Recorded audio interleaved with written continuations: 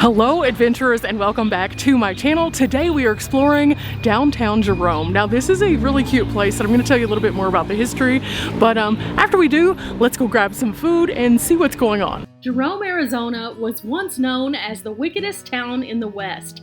It was founded in 1876 and was considered to be a copper mining camp.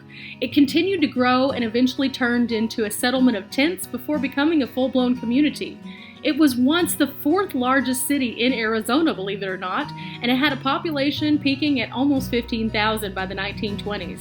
The Great Depression hit this place hard though, and whenever it did, it had to pivot and make a shift, and almost became a full-blown ghost town. However, those who did remain in the area continued to work the mines, and to this day there is still an active mine outside of Jerome.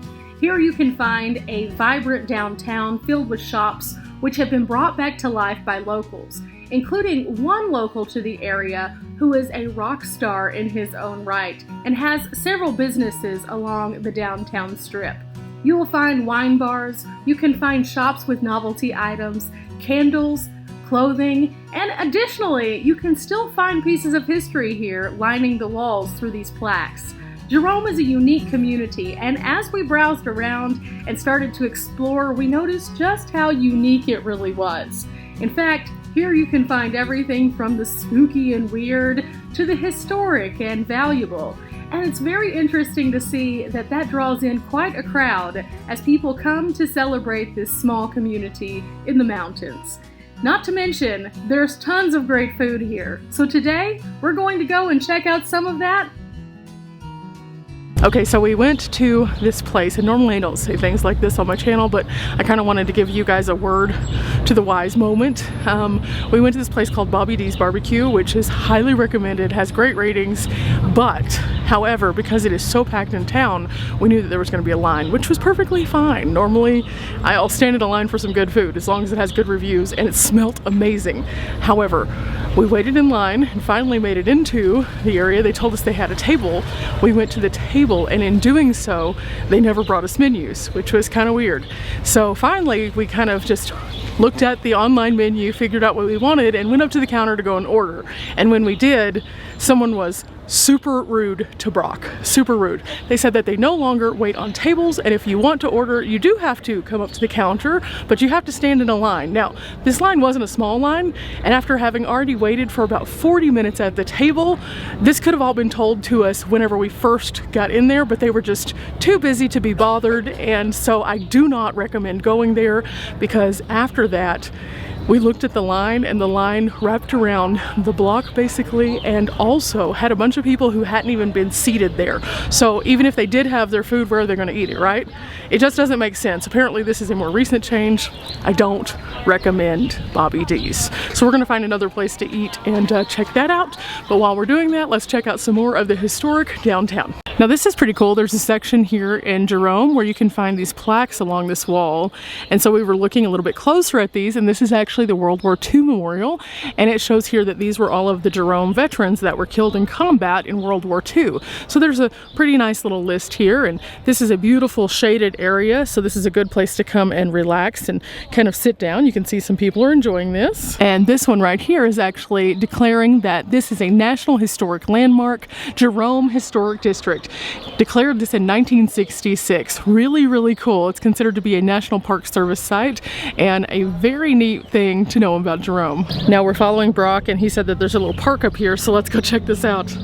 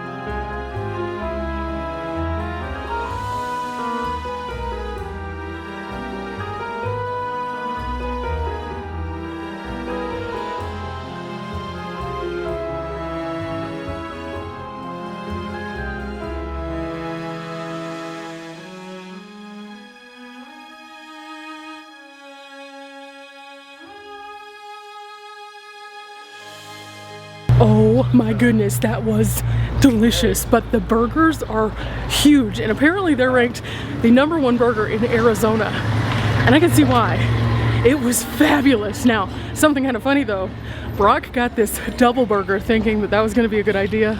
It's called the Double Haunted Burger, and well, he made it through the burger but couldn't touch the fries, but he did do it. So this was really epic.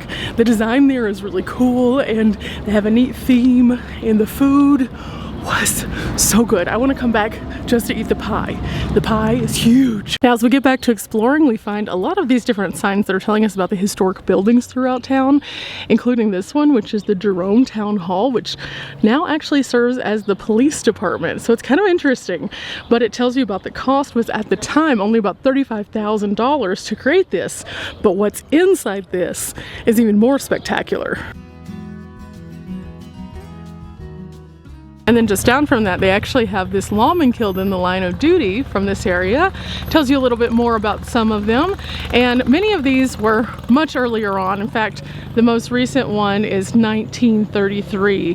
And it said that he was actually found dead near a Nevada cafe. He had been shot in the stomach, and then the killer was never found in that case.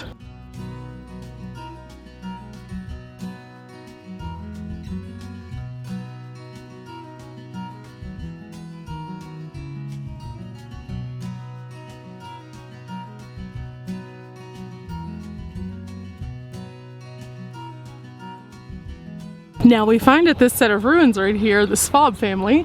Tells a little bit more about them and shows their entire family portrait. But apparently they were Croatian immigrants to the area, and they arrived to town with their infant daughter and began a family that would become well known in Jerome for their work ethic and also their sense of love and loyalty. Now Brock was also telling me that there's several sets of like abandoned ruined buildings, and that some of these have actually been sliding slowly off of the mountain, so you can see where some of them have been like propped back up. And then as you kind of cruise around the streets, you see more of these. But they also had like an insane asylum or a tuberculosis hospital here. All very fascinating things. So it's definitely worth a little historic travel to Jerome. But there's a few other things I want to show you before we head back to the van, and I think you're gonna like these. Okay guys, I found something that I hadn't seen anywhere else that's very interesting. This man right here is actually a genius. He has created some photos that you can actually have made here in tintype.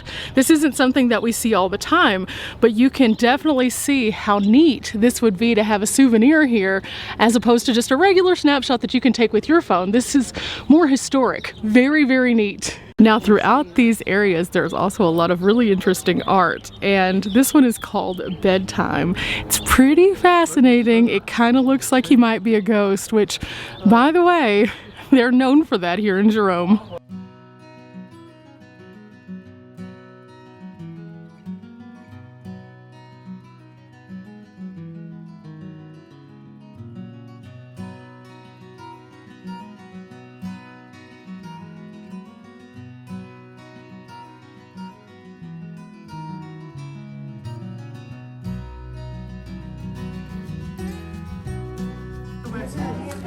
Wow.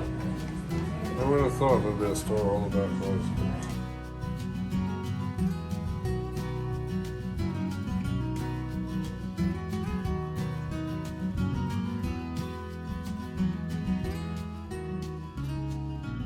Okay guys, we just made it back to the van, and this was a great trip to Jerome. You know, we had a little hiccup in there, but it more than made up for it with the history and the great things that there are to do here. Definitely recommend you coming here. I think you'll really enjoy it. There's several things to do, and check out my other video of the ghost town outside of Jerome. Till next time guys, bye!